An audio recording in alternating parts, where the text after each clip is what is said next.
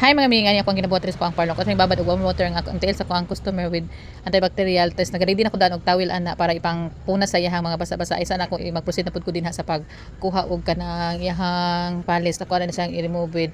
Babi ako ginagamit nga kanang aceton. Kaya ang aceton man gud sa babi is dili siya kaayo, ay dili siya magputi-puti tas bugnaw ra gyud sa tiil niya. Gwapo kay ini ko man bahinlo bitaw walay mga puti-puti. Dili pa ri anang nasa katong makilid-kilid mapalit lang is ini jud gamit nimo ana imong i-remove nimo sa imong palis is magputi-puti.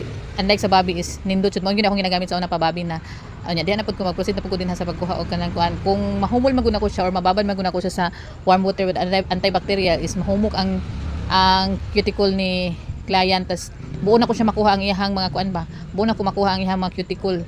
Ini matanggal yun ako siya, masatisfied yun ka naman customer kay makuha man ako siya buo, dili bitaw siya magagmay-gagmay, dili siya mahilis ba, balimura siyang buo yun ako siya makuha.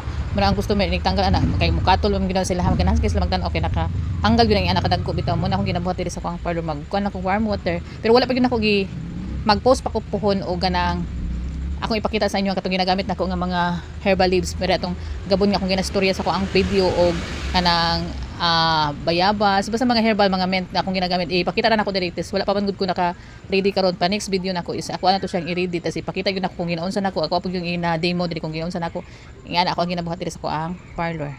Thank you for watching.